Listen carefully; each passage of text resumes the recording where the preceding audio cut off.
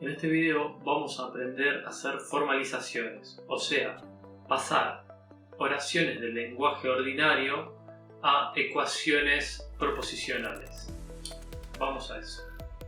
Teniendo en cuenta lo que vimos en la clase anterior, comenzaremos a formalizar proposiciones. ¿Pero qué significa esto de formalizar proposiciones? No es ni más ni menos que la representación del lenguaje ordinario, de las proposiciones ordinarias, en un lenguaje artificial. Esto lo realizaremos reemplazando oraciones por variables proposicionales y conectivos por conectivos lógicos. Además, jerarquizaremos todo esto mediante símbolos de agrupamiento. Para comenzar, veamos algunos ejemplos de cómo asignamos variables a cada proposición. Como punto 1, inicializaremos reconociendo las variables en las proposiciones. Como hemos dicho antes, para reconocer las variables utilizaremos letras minúsculas inicializando por la letra P. P, Q, R, S, T, etc.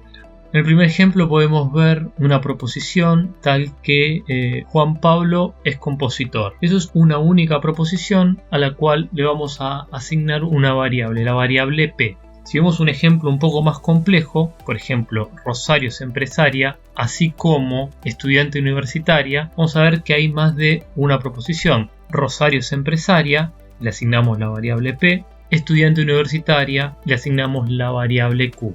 Así como es una conectiva que será reemplazada por un conector lógico. Por eso lo vamos a ver en el punto 2, que es el que sigue.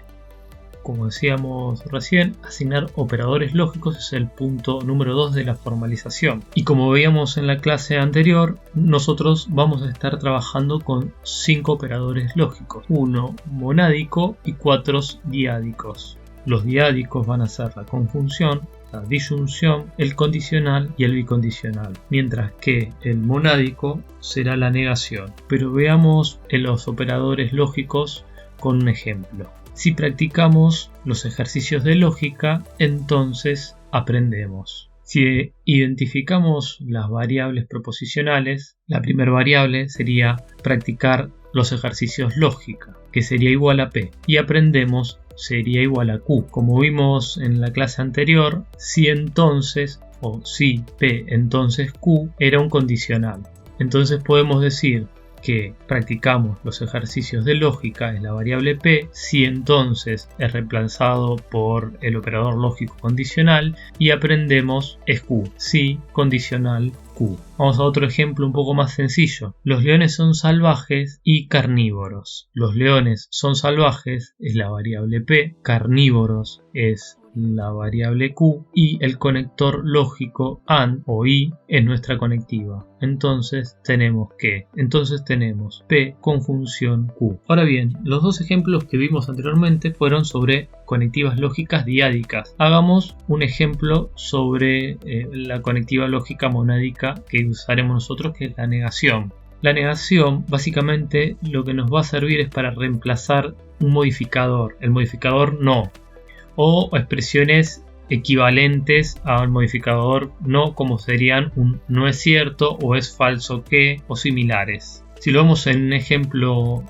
más particular, podríamos decir Marte no es una estrella, donde identificamos la variable P como Marte es una estrella y en la negación Marte no es una estrella es no P. O un segundo ejemplo donde podemos decir no es cierto que las gallinas tengan 2 patas y no sean aves. El segundo ejemplo es un poco más complejo, donde vemos 2 variables. La primera variable P, las gallinas tienen 2 patas, la variable Q, las gallinas son aves. Tenemos entonces la negación no es cierto que las gallinas tengan 2 patas, no P, conjunción no Q, no son aves. Entonces nos quedaría la formalización no P, conjunción no Q. En el punto 3 de la formalización vamos a ver cómo realizar una correcta jerarquización de las proposiciones.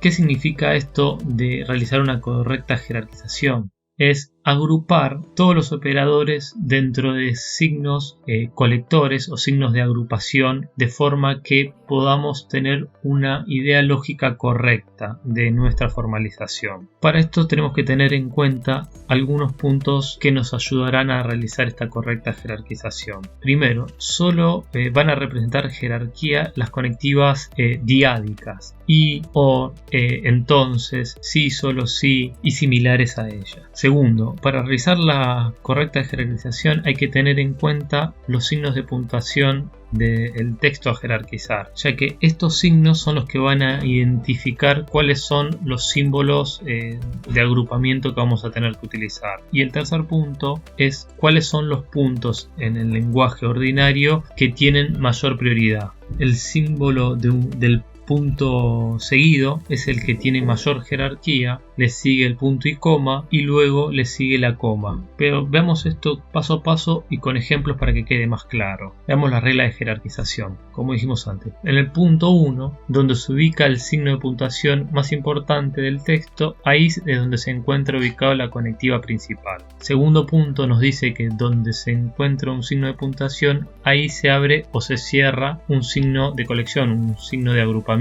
El tercer punto, el conectivo que se encuentra fuera o en la parte externa de los signos de colección, es el que tiene mayor jerarquía. El cuarto, si encontramos un texto donde se presenta una situación de idénticos signos de puntuación, será mayor el que presente como conectiva, entonces, luego o cualquiera de sus sinónimos. Y por último punto, siempre hay que tener en cuenta que la negación antecede siempre una variable y no enlaza una variable con la otra. Veamos todo esto con un ejemplo para que sea mucho más sencillo. El ejemplo sería: Esther estudia física y química o estudia lógica, sin embargo estudia matemática. Lo primero que debemos hacer es identificar cuáles son las variables para cada una de nuestras proposiciones. La primera variable sería P, Esther estudia física. La segunda variable es Q, química. La tercera variable es R, estudia lógica. La cuarta variable es S, estudia matemática. Lo siguiente que deberíamos hacer, como hicimos en los otros ejemplos, es reconocer cuáles son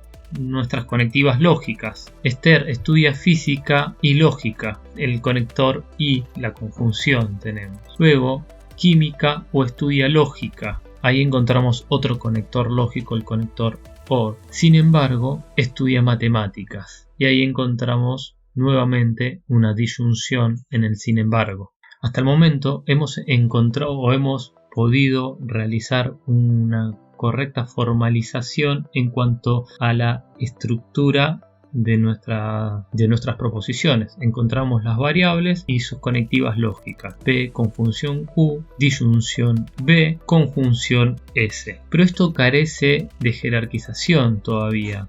Nos falta una estructura algorítmica que nos permita saber qué se resuelve primero. Para esto vamos a utilizar los signos de puntuación, donde vemos que dice Esther estudia física y química o estudia lógica, punto seguido. Y ahí es donde encontramos que nuestro punto seguido, habíamos dicho que era el signo más importante, por lo cual nos está identificando que ahí deberemos agrupar con nuestro símbolo de agrupación mayor, los corchetes. Luego, si revemos, vamos a ver que dice Esther estudia física y química, coma, con lo cual ahí tenemos un símbolo de agrupación menor que el punto seguido, como habíamos visto en la anterioridad. Esto nos indica que dentro del corchete vamos a tener paréntesis, con lo cual el resultado final sería: abrimos corchetes, abrimos paréntesis, P, conjunción Q, cerramos paréntesis, disyunción R,